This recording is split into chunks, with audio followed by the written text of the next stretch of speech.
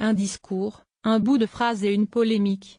Au lendemain de la manifestation à l'appel de la France insoumise contre la réforme du Code du travail, pour laquelle les organisateurs revendiquent 150 000 participants, Jean-Luc Mélenchon se retrouve ce dimanche sous le feu des critiques, y compris celle du gouvernement l'accusant de faute politique et morale. En cause, pour ceux qui n'auraient rien suivi de l'affaire, ou n'ont pas Twitter, un parallèle historique, c'est la rue qui a abattu les nazis, dont a usé l'ex-candidat à la présidentielle pour appuyer sa démonstration sur le pouvoir démocratique de la rue. Déroulé de la controverse en 3 actes. Acte I, ce qu'a dit Jean-Luc Mélenchon à la tribune, il est 17 heures passées, quand l'ancien candidat à la présidentielle prend la parole devant la foule compacte réunie place de la République contre le coup d'État social d'Emmanuel Macron. Dès l'entame de son discours, Jean-Luc Mélenchon concentre ses attaques sur les diverses sorties du président de la République sur les fainéants et névrosés. Puis, pour répondre aux propos du chef de l'État tenus quelques jours plus tôt sur CNN International selon lesquels la démocratie, ce n'est pas la rue, le leader de la France prend alors un ton professoral.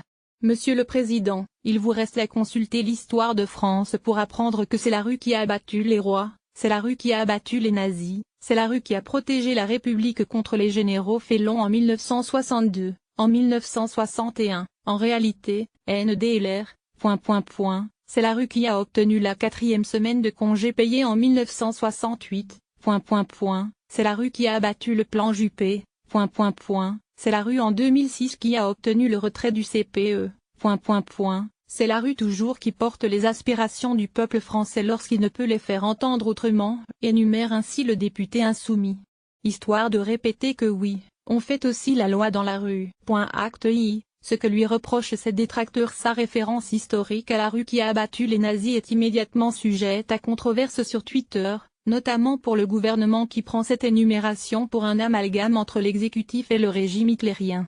Le porte-parole du gouvernement Christophe Castaner est d'ailleurs l'un des premiers à s'offusquer de ce parallèle historique. Dans un tweet assassin, le secrétaire d'État aux relations avec le Parlement estime Jean-Luc Mélenchon indigne de porter ses couleurs républicaines, NDLR, quand on met le démocrate et républicain à la fange nazie. Indigne de porter ses couleurs quand on met le démocrate et républicain à la fange nazie. Ses ennemis sont ... tous les autres. https://t.co/Christophe Castaner @Castaner, 23 septembre 2017. Il est suivi par Richard Ferrand, une cohorte de députés de la majorité présidentielle, ou qui s'en revendiquent, à l'image de Manuel Valls.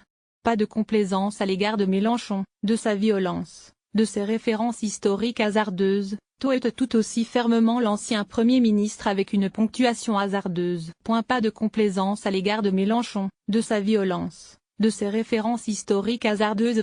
Il faut être ferme, expliquer, réformer. Manuel Valls Manuel Valls, 23 septembre 2017. Ils sont aujourd'hui rejoints par la ministre du Travail, choqués, indignés, au micro d'Europe 1, qu'on puisse mettre sur le même plan les nazis, des démocrates, des républicains, mais aussi par le secrétaire général de Force ouvrière, faux, Jean-Claude Mailly, pour qui la rue n'a pas abattu le régime nazi, et l'a même amené d'une certaine manière, ou encore la présidente de l'Île-de-France Valérie Pécresse, avançant sur France 3 que ce n'est pas la rue qui a abattu les nazis mais les troupes alliées en lien avec la résistance. Acte I. Ce que leur répond de la France insoumise et son leader. La polémique sur les propos de Jean-Luc Mélenchon lancée. Les cadres de la France insoumise ont cependant tout de suite rejeté ce qui a été vu comme une comparaison entre le gouvernement et les nazis. Au Huffington Post, Éric Coquerel, député de Seine-Saint-Denis défend et samedi qu'il n'y a bien évidemment aucun parallèle entre le régime nazi et Emmanuel Macron. Jean-Luc faisait référence à la résistance et la mobilisation populaire qui a notamment permis la libération de Paris. Les Parisiens ont libéré Paris de l'occupation nazie, c'est le peuple qui l'a fait. Ajoute quant à lui le député insoumis Alexis Corbière. Le principal intéressé a pour sa part pris sa plume dès ce matin pour contester sur son blog les reproches qui lui sont faits. Je n'ai jamais comparé le gouvernement actuel aux nazis, cela va de soi, écrit ainsi Jean-Luc Mélenchon. Qu'un Castaner veuille le faire croire est de son niveau. Mais qu'il soit relayé pour faire du buzz dit bien le niveau d'abaissement auquel en sont rendus d'aucuns. Tout le monde peut vérifier le montage mensonger qui est fait.